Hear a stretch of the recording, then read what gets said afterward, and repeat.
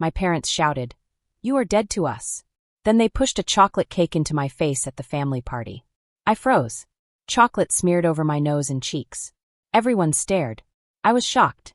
All of this happened because I would not give my apartment to my spoiled sister. But what I did next made them regret everything. Aura.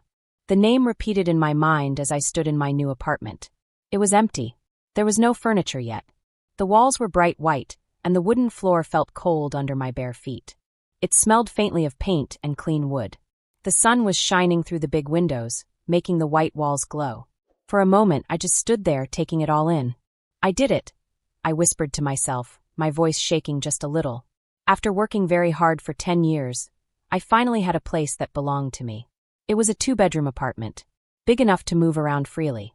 Not huge, but just right. And it was only about a 15-minute drive from my office, which made it perfect. I am 32 years old, single, and very proud. I am proud because I bought this home with money I earned myself. Every penny was mine, and no one could take that away. Everything started when I got my first job at a small accounting office. My pay was very small at first.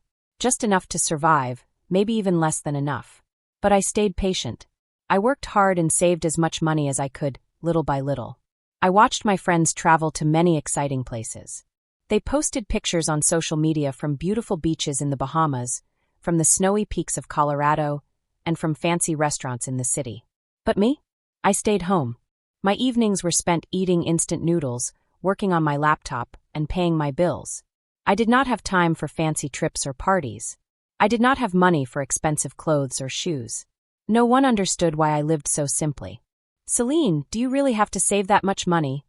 My best friend Amara asked me once. She sounded worried. She had invited me to a concert. She had bought tickets months ago, but I had refused to go. "Come on, Selene. Live a little," she said. "One day I will have a home of my own," I replied. Amara just sighed. She shook her head slowly, but she did not argue. She probably thought I was strange. But I knew what I wanted, and I knew that one day all my hard work would pay off. That night, I returned to my small rented room. My room was tiny. My bed was so small it almost filled the room. I had no space to move around. Boxes filled with my books and belongings were stacked in every corner. I had been collecting things for years, little by little, saving everything I could. Then came the final push that made my dream possible. My grandmother passed away 3 months ago. She left me a sum of money. It wasn't a huge fortune, but it was enough to make my dream come true. "Didn't she leave anything for my parents?"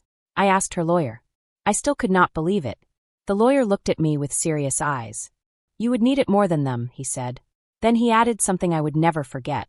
"Your grandmother said you are the only one in the family who truly knows how to turn dreams into reality."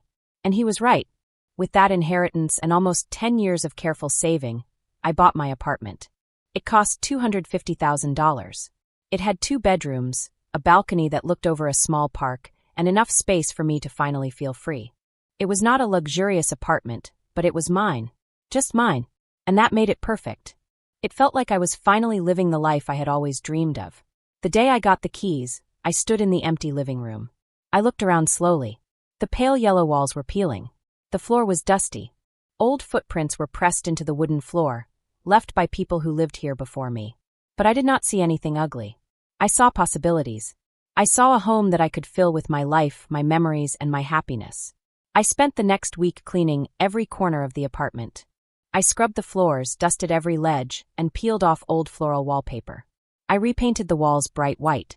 I worked until my arms ached and my back hurt.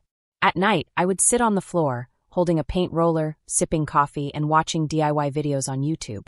I was exhausted, but I had never felt more alive in my life. Then one day my phone rang. It was my mom. "Are you free this Saturday?" she asked. "Come home. The whole family is having a little gathering." "What is it about?" I asked, my voice cautious. I was still standing there with white paint on my hands and arms. "It's a surprise," she said.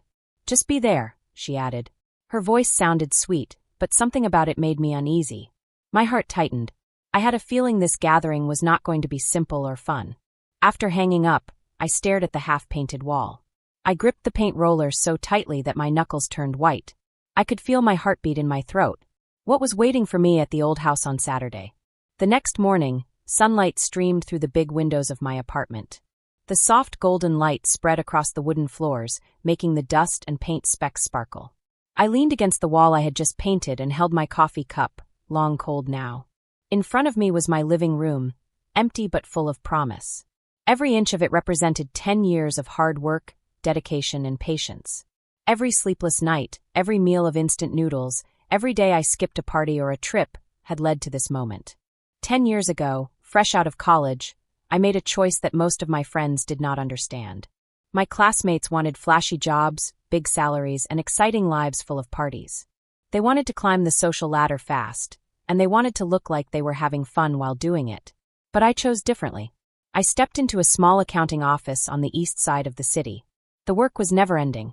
I worked 60 hours every week. Mornings were spent staring at endless spreadsheets and financial reports. Afternoons were spent eating cold sandwiches in the break room, my eyes still fixed on numbers and client statements. Nights were spent dragging my tired feet back to my tiny rented room. There were moments when I asked myself, "Aura, what are you doing? Why am I giving up my youth like this?" But I reminded myself that this was not a waste. This was the first step toward building a life where I would not rely on anyone, where I could finally be independent and proud. Everyone around me thought I was wasting my youth. My best friend Amara tried to drag me out on Friday nights. "Selene, you have to live a little. You've worked all week. Come out and have fun," she said, holding a cocktail that shimmered red under the lights. I shook my head every time. "I still have to finish a report for a client," I would say. "If I don't, my boss will lose it tomorrow morning." Amara always sighed but never argued. I could see the disappointment in her eyes. She didn't understand. She had never spent years living in a tiny room where every sound from the neighbors echoed through the walls. She had never eaten instant noodles 3 times a day because there wasn't enough money for better food. She had never worked all night just to save a few extra dollars. Then one day, everything changed. I was sitting in the office when my boss, Mr. Dorian, walked in. "Selene, I have a new opportunity for you," he said. "A big project needs a full-time lead. If you do well, there will be a substantial bonus." "Big bonus?" I asked, sitting up straight. My heart skipped a beat. "Yes," he said. "A major client, Blackwell and Company, needs someone to check their books from the past 3 years. It's tough, but if you succeed, I will consider giving you a raise and a bonus." I nodded immediately. I didn't hesitate. I knew saying yes meant giving up the next 3 months to endless work, but I didn't care. I was already used to long hours and sleepless nights. I was willing to push through. 3 months later, when the project was done, I received a check for $50,000. I held the check in my hands and cried. For the first time in my life, I felt like I had truly accomplished something important. That money, combined with my grandmother's inheritance, became the key that opened the door to my apartment, the place where I now stood. I sat in silence, thinking of every drop of sweat and every sleepless night. People might call me cold or selfish for giving up so much fun, but they didn't understand. They had never lived my life. Then my phone rang again. It was Amara. "Selene, are you ready for the family gathering?" she asked. "Mom just texted me and said you have to bring the cake." I closed my eyes and took a deep breath. "Right. I almost forgot. I'm on my way," I said. But my heart felt heavy. I knew that once I stepped through the door of my old house, everything would feel different. I parked in front of the house that used to be my home. Now it was just full of old memories. The 2-story house had faded white paint, a wooden fence that was worn out, and a swing in the yard where I used to sit reading books for hours. I stepped out of the car and held the cake box tightly, trying to calm my breathing. Before I could even knock on the door, it swung open. It was Aloan, my sister. Her curly hair looked perfect, and her face glowed like a princess from a fairy tale. Aloan was 3 years younger than me, but she had always been treated like a princess by our parents. Even when she dropped out of school to find herself, my parents paid for her expensive vacations, which she loved showing off on social media. "Aura, you finally made it." Aloan squealed when she saw me. Her eyes lit up when she spotted the cake box. "Is that the chocolate cake from Mom's favorite bakery?" "Yes," I replied shortly and stepped inside. The living room smelled strongly of Aloan's expensive perfume. Mom was sitting in the corner, chatting and laughing with relatives. When she saw me, she gave me a polite smile. "You're here, Selene. Put the cake on the table, Aloan. Help your sister," Mom said. Her voice was gentle but empty. There was no warmth in it. Aloan quickly grabbed the cake box and carried it into the kitchen. There I saw Dad talking to Uncle Ed. I nodded at him politely, but he only glanced at me briefly before returning to his conversation. I felt invisible in my own family. Aloan started cutting the cake while Mom and Dad laughed and chatted at the table. She looked at me with sweet eyes. "Aura, I know you've been busy with your new apartment," she said softly. "I just want to say how proud I am of you. You finally managed to buy a home without taking a loan." Everyone laughed. "That's right, Selene," Mom said. "You really are something." I bit my lip to stop from sighing. Aloan kept talking. She turned to Mom and said, "Caspian and I have some good news. We decided to move in together, and we're looking for a new apartment. But we are a little short on money right now." She looked at me with fake sad eyes, as if I would feel sorry for her. Mom leaned toward me. "Selene, did you hear that? Aloan and Caspian are looking for a new place.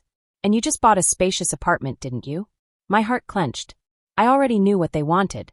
I had sensed it from the moment Mom called to invite me. The air felt heavy in the kitchen. Aloan rested her hands on her stomach, her eyes glistening with fake tears, trying to look like the most pitiful person in the world. Mom stood behind her, holding Aloan's shoulders like she was protecting a little child. And in this case, the person she wanted to protect was me. Mom looked at me, her hand gently stroking Aloan's shoulder, like she was a child who needed help. "Selene, can you let your sister and Caspian stay at your apartment for a while? They need a place. You live alone anyway." "It's not too much space," Mom asked softly, her voice trembling a little. I swallowed hard. Mom's words felt heavy, like a decision had already been made before I could say anything. The apartment I had worked so hard for all my life. The place where I had saved every penny and worked every single day. Now they wanted me to give it up for Aloan, who had never once tried to take care of herself or think about anyone else. Aloan smiled a little, her hand resting on her stomach, her eyes watery from crying, but she still looked proud like she had already won. "I know you worked hard for that place, Selene, but I'm going to have a baby. I'm just asking to stay for a few months," she said softly, her voice trembling. I took a deep, shaking breath, trying not to let my anger show. "Mom, that apartment is mine. I worked every day for 10 years to get it. I won't give it up just because Aloan refuses to take care of herself," I said, my voice firm. Aloan began crying harder. She buried her face in her hands, sobbing as if her heart had just broken. Mom rushed to hug her, rubbing her back like she had gone through something terrible. She whispered softly, "I told you, Aloan, your sister only thinks about herself. Don't expect anything from her." "If I'm selfish," I said coldly, my voice shaking with frustration, "then what does that make Aloan? She's never tried to do anything on her own. Every time life gets hard, she just cries and asks for help. You think I should give up everything I worked for just because she refuses to try? That's cruel, Selene." Dad shouted, slamming his fist on the table so hard that the plates rattled. "Aloan is going to have a baby. She needs help. How can you be so heartless?" Dad yelled, his face red with anger. "Heartless?" I laughed bitterly, the sound sharp in the quiet room. "Do you even know how hard I had to work for that apartment? No days off, no breaks, no rest. All you do is call me selfish. And what about Aloan? What has she ever done except ask for things she didn't earn?" Aloan jumped up from her chair, tears running down her face, her lips trembling. "I'm only asking for a few months. Selene, I'm going to be a mother. Why can't you think of me just this once? A few months? Or a few years? Or forever? Aloan, have you ever tried to do anything on your own?" I asked, my voice rising, but not with fear, only anger and frustration. Mom let go of Aloan, her eyes blazing with anger. She came straight toward me, gripping the cake I had brought, her hands shaking. "Selene, you've changed," she said through gritted teeth. "You only care about yourself. You're selfish and cruel." Before I could say anything, Mom raised her hand and, splat! The cake hit my face. The room went completely silent. Cream and chocolate dripped from my forehead to my neck, cold and sticky. I shut my eyes tight, feeling humiliation wash over me like ice water. Nobody moved. Nobody spoke. It was as if the whole world had stopped. Aloan held her stomach, looking down, but I caught a tiny, victorious smile on her lips. Mom stood there, breathing hard, her hands still covered in frosting.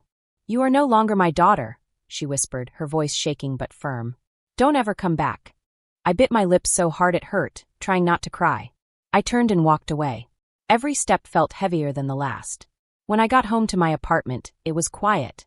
The living room lights weren't fully installed yet. Only a small desk lamp glowed, casting weak shadows on the walls. It was so quiet I could hear my own heartbeat pounding in my ears. My shirt was still dirty with cream and chocolate from the cake. The sweet, sticky smell clung to me, a reminder of the humiliation I had just endured. My hands shook as I picked up my phone. There were messages from Mom, Dad, and even Aloan. I didn't open a single one. Instead, I opened the search app and typed, "Top real estate lawyer in the city." One name stood out, Lucien.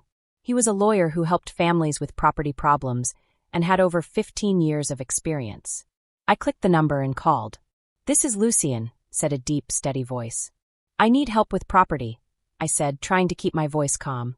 "It's about the house my parents are living in. It was left to me and my sister. They've been living there and haven't given me any money or respect. I have the will that says the house is mine and Aloan's, but they're acting like it's theirs." Lucien paused, writing notes. "Do you want them to pay you rent, or do you want to sell your part of the house?" "I want my part back," I said firmly.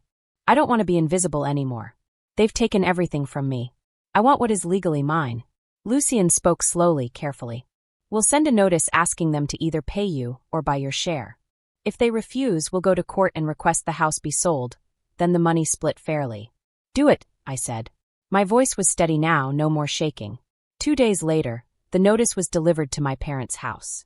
That evening, my phone rang. It was Amara, my only friend. "Selene, have you seen Facebook? Your mom posted something. You need to check it now," Amara said urgently, her voice shaking. I opened the app. My mom's post was at the top. It read, "My daughter, Selene, is kicking her parents out of the house we've lived in for 30 years, just because of money. She wants to sell the house, leaving Aloan, her pregnant sister, and her husband homeless." Hundreds of people commented, "Selene is a monster. How could she do this? Poor Aloan, with a baby on the way. How will they survive?" I gripped the phone so tightly my knuckles turned white. Each word felt like a knife in my heart. Mom had made me look like the bad one, even though I was only trying to protect myself and claim what was mine. Another message came from Aloan. "Are you happy now? You've turned the family against you over that stupid apartment. If anything happens to my baby because of this stress, it's your fault."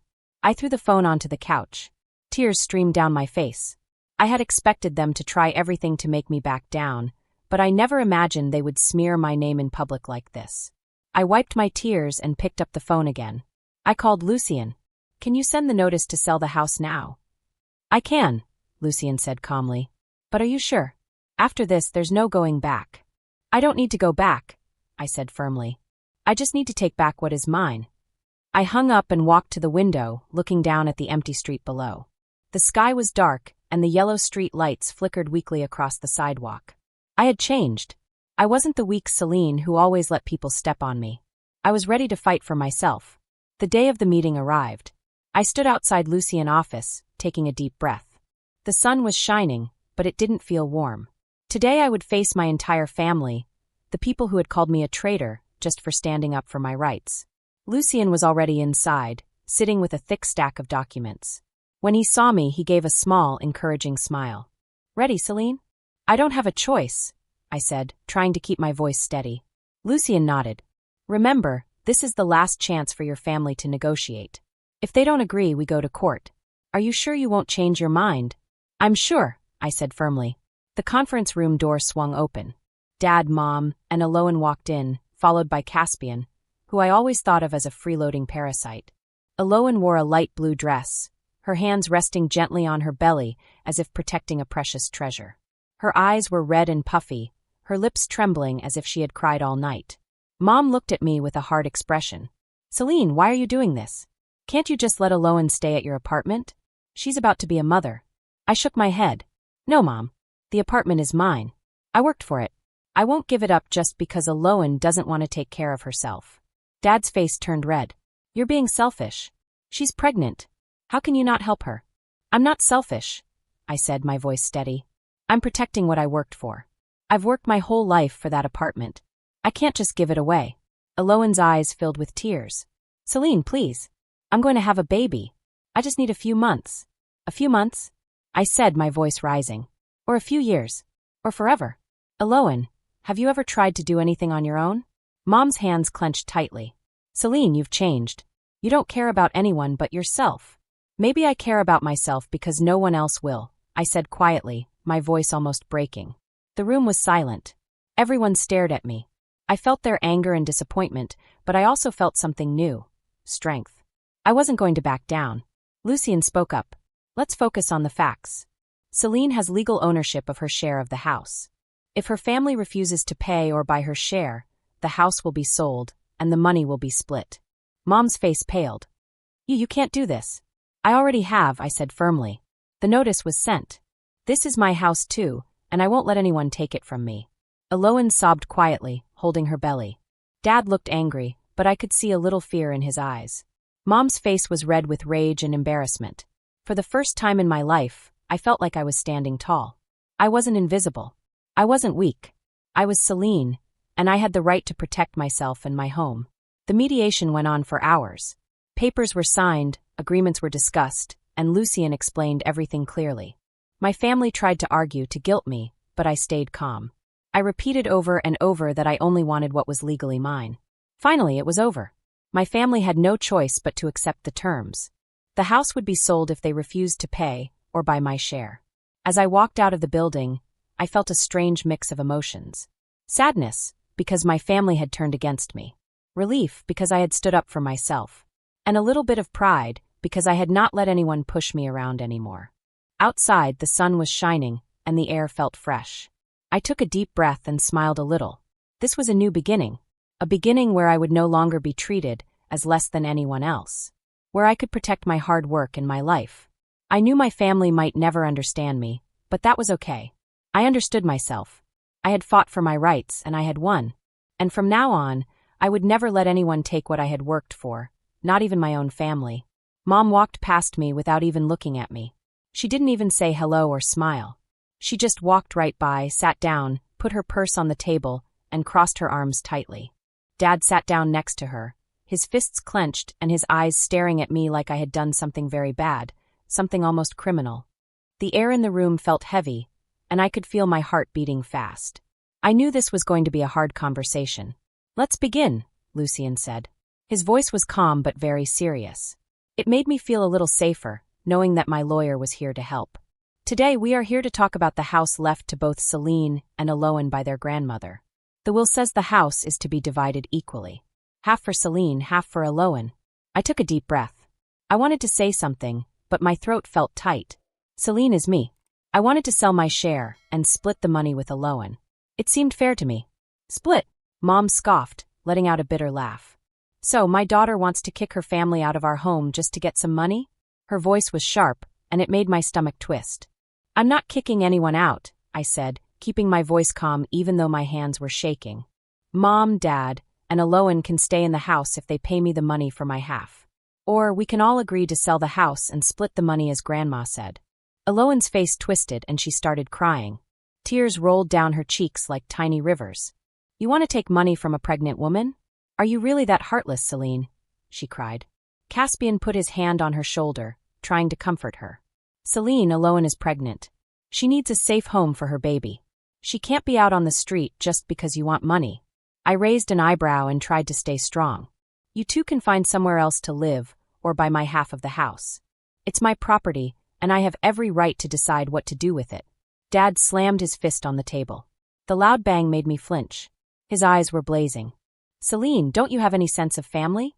We raised you, fed you, sent you to school, and now you want to take money from your own parents.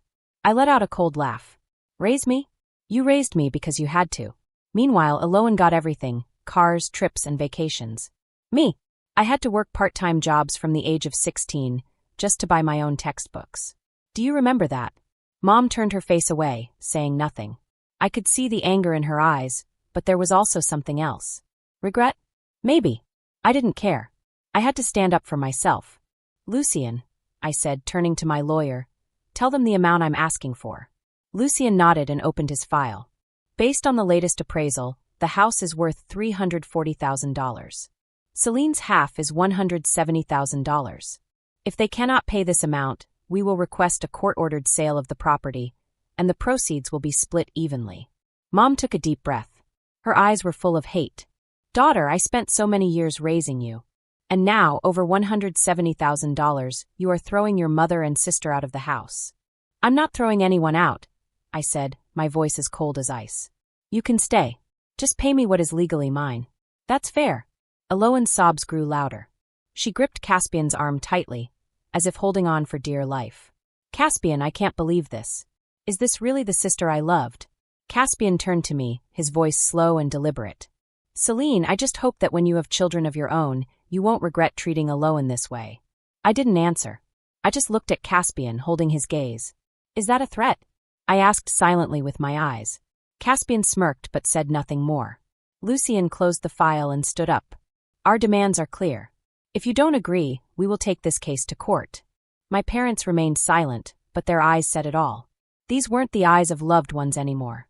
They were the eyes of people willing to do whatever it took to get something they didn't deserve. Aloan finally stood up, her eyes glistening with tears.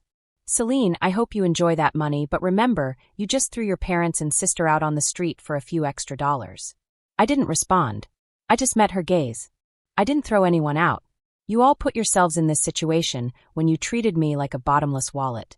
This time I won't back down. As they walked out, I saw Aloan still sobbing, clinging to Caspian as if she were the most pitiful victim in the world. When the door closed, silence filled the room again. Lucien looked at me, his expression thoughtful. Are you okay? He asked. I don't know, I said, my voice catching, but deep down, I knew I had done the right thing. For the first time in my life, I felt like I was truly standing up for myself, even if it meant losing my entire family. 2 months after the mediation, I stood in the middle of my living room holding a paint roller. I was painting the walls fresh white, slowly, carefully. The room felt brighter, bigger, and happier. The old yellow walls I used to hate were gone. In the kitchen, I had replaced all the old cabinets with new shiny oak ones. A small dark gray dining table sat by the window where I could sit each morning with my coffee, watching the sunlight filter through the green leaves outside. This was my space. No one had the right to take it away. When I received the $175,000 from selling my share of the house, I didn't feel the happiness I had expected. The money sat neatly in my bank account, but my heart felt empty and cold. Aloan and Caspian had bought a small house in the suburbs. My parents had moved in with them. The house was much smaller than the old one. There was no spacious yard, no large living room for family gatherings, but that was their choice. It was a choice they forced me to make. I no longer had any contact with them. The threatening texts and angry calls had stopped since the day I blocked all their numbers. I blocked them on both Facebook and Instagram. I deleted my old accounts and started fresh, only keeping friends who truly cared about me, not those who only saw me as a source of money. One late night, I sat on my old couch, the only piece of furniture left from my previous rental, staring at the ceiling fan slowly turning above me. My phone buzzed. It was Amara. Selene, are you okay? Her voice was filled with concern and kindness. I'm fine, I said, but my eyes stayed fixed on the spinning ceiling fan. Are you sure? Amara asked. I heard Aloan just had the baby. Your mom posted pictures on social media saying the baby doesn't have an aunt because her aunt abandoned her family. My heart clenched. I closed my eyes, trying to stay calm. Yeah, I said quietly. I figured they would say something like that. Amara was silent for a moment before she spoke again. Selene, you did nothing wrong. You did everything you could. They don't deserve your sacrifice. I know, I said, but my voice cracked. But why does it still hurt so much, Amara? How could they treat me like this? Amara's voice was soft and heavy with sympathy. Because they never saw you as family, Selene. Real family isn't about blood. It's about people who truly love and respect you. They never did. After hanging up, I sat alone in the dark. Tears fell freely from my eyes. I had lost my family by blood, but I still had myself. A few weeks later, I decided to completely revamp my apartment. I used some of the money from the house sale to buy new furniture. A bed, a desk, a soft gray rug, and some chairs. I painted the walls myself, installed a new chandelier, and transformed the apartment into a place where painful memories no longer lingered. Every morning, I woke up early, brewed a hot cup of coffee, and sat by the window to read, a luxury I had never had before. I signed up for a weekend yoga class and began attending workshops on real estate investment, a field I was beginning to consider. I also started keeping a journal, writing down every emotion, every thought. Some pages were soaked with tears, others filled with messy scribbles. But with every page, I realized something very important. I didn't need anyone else to tell me I was worth something. I was free. I was independent. I could rebuild my life without seeking approval from my so-called family. One afternoon, As I arranged flowers in a new glass vase, the doorbell rang. I walked over and peeked through the peephole. It was Amara. Her eyes were shining, and she stepped inside with a big smile. "Selene, do you know what I just heard?" she asked. "What?" I asked, putting the vase down on the table. "Your parents are at risk of losing their house, Selene," Amara said, her eyes wide with surprise. "Caspian can't keep up with the mortgage payments, and Aloan just had a baby, so she's not working. The house they just bought is being foreclosed by the bank." My heart sank. I didn't know how to feel. Was I relieved that they were finally facing the consequences of their actions? Or was I sad because, after all, they were still my family? Amara reached out and placed a hand on my shoulder. "Selene, you don't have to do anything. This isn't your fault. This was their choice." I nodded slowly, my eyes still fixed on the vase of flowers in front of me. Amara stood up and walked toward the door. "Selene, you did so well. You stood up for yourself. That's something to be proud of." As the door closed, I sat down on the couch, staring at the vase in front of me. A small, gentle smile spread across my lips. I had lost my blood relatives, but I had finally found myself.